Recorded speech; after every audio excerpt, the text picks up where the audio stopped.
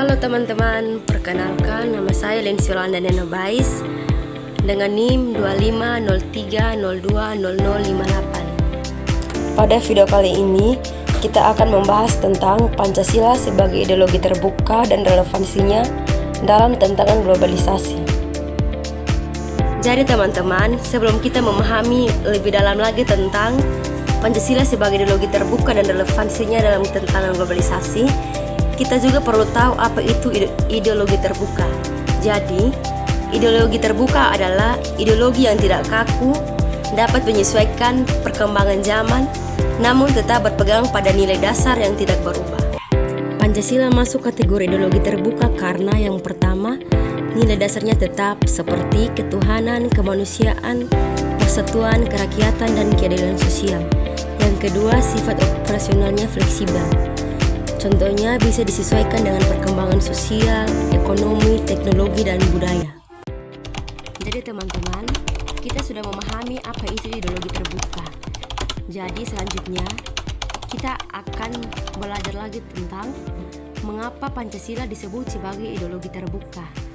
Nah, Pancasila bukan hanya deretan sila yang dihafal, tetapi pedoman hidup yang bisa diaplikasikan dalam berbagai konteks modern. Pancasila terbuka artinya tidak menolak kemajuan teknologi, namun tetap menyaring semua pengaruh melalui nilai-nilai Pancasila. Ada juga tantangan globalisasi yang dihadapi mahasiswa dan masyarakat Indonesia.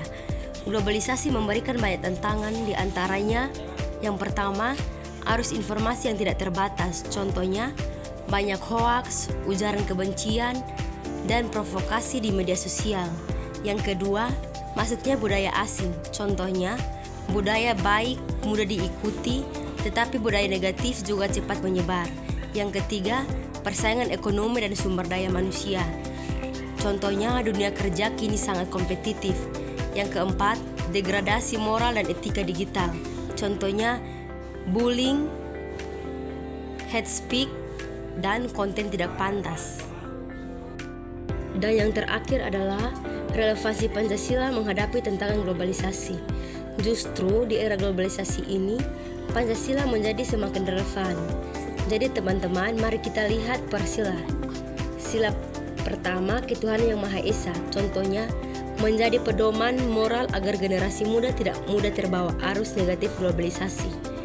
Sila yang kedua, kemanusiaan dalam beradab. Contohnya, digunakan untuk menjaga etika digital, anti-bullying, menghargai martabat manusia. Sila ketiga, persatuan Indonesia, menjadi benteng dari polarisasi politik dan perpecahan di media sosial. Sila yang keempat, kerakyatan yang dipimpin oleh hikmat kebijaksanaan dalam permusyawaratan perwakilan. Relevan untuk membangun budaya berdiskusi sehat, pemikiran kritis, dan demokrasi digital yang dewasa. Sila yang kelima, keadilan sosial bagi seluruh rakyat Indonesia. Contohnya, mendorong pemerataan akses teknologi pendidikan dan kesempatan ekonomi di era digital. Jadi teman-teman, ada juga contoh-contoh kasus aktual yang berkaitan dengan Pancasila sebagai ideologi terbuka dan relevansinya dalam tantangan globalisasi. Jadi kasus yang pertama yaitu penyebaran hoaks di media sosial. Banyak mahasiswa tanpa sadar ikut membagikan berita palsu. Sila kedua dan keempat mengingatkan kita untuk berperilaku, beradab, dan bertindak berdasarkan pertimbangan rasional. Kasus yang kedua yaitu polarisasi politik menjelang pemilu.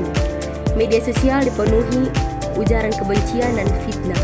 Sila ketiga memperkuat semangat persatuan dan menolak perpecahan. Kasus ketiga, fenomena budaya luar yang masuk tanpa filter, mulai dari gaya hidup konsumtif, konten vulgar, hingga pola pikir individualis. Sila pertama, kedua, dan kelima membantu masyarakat menyaring budaya positif dan menolak yang merusak moral. Kasus yang keempat, ketimpangan akses teknologi. Masih banyak daerah yang sulit internet. Sila kelima, mendorong keadilan digital agar semua warga memiliki kesempatan yang sama. Dan yang terakhir, kesimpulan dan ajakan positif. Dari pembahasan tadi, jelas bahwa Pancasila bukan hanya warisan masa lalu, tetapi pedoman yang sangat relevan untuk menghadapi derasnya arus globalisasi. Sebagai ideologi terbuka, Pancasila mampu beradaptasi dengan zaman tanpa kehilangan nilai dasarnya. Itulah yang membuatnya tetap kokoh sebagai pedoman bangsa. Ayo kita sebagai mahasiswa dan generasi muda menjadi contoh penerapan nilai Pancasila dalam kehidupan digital. Contohnya, gunakan internet secara bijak, saring sebelum sharing, jaga toleransi dan persatuan, serta memanfaatkan teknologi untuk hal yang produktif.